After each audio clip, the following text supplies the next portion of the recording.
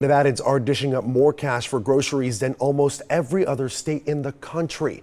A recent Help Advisors report shows Nevada residents spend the second highest amount on groceries weekly in the United States, leaving many families in the valley struggling to afford the food they are putting on their table.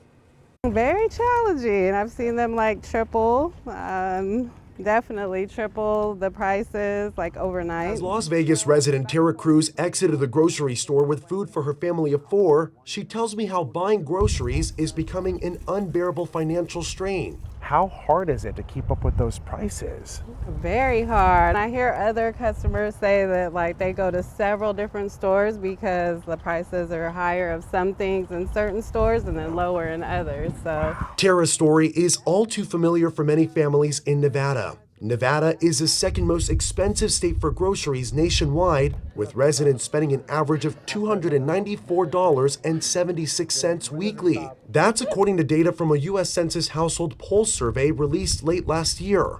Would you say that that's pretty accurate? I would say that's pretty accurate, especially if you're trying to eat healthy. To understand why prices are soaring, I headed over to a La Bonita supermarket in Henderson, a locally owned grocery store chain. We think it's a logistic situation. La Bonita spokesperson Jessica Jordan Tavares attributes the higher cost to transportation, distribution, and Nevada's geographical challenges. Truck drivers, for example, they really don't like to come to Vegas sometimes because they don't have anything to hold back to the next destination.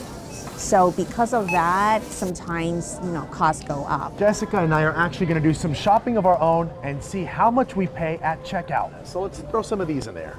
Some marinated chicken. You can't forget about the tortillas. We kept our list limited to staples and purchased items such as eggs, milk, and cheese, enough groceries to last a family of 3 about 1 week, eating 3 meals a day. So much. So the total is $102.27.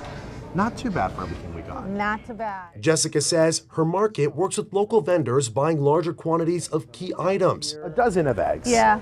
Now these are cage-free, right? So do we want to do allowing La Bonita to offer competitive prices to customers like Tara. If I was to buy this at a supermarket, it would have been like easily $100. Here it was like 40. As Nevada families like Tara try to trim costs to lessen the pinch of high grocery prices, putting food on the table remains a persistent financial challenge. I look at the minimum wage and I'm like, how can people make it, with food and rent off $12, maybe $13, $14?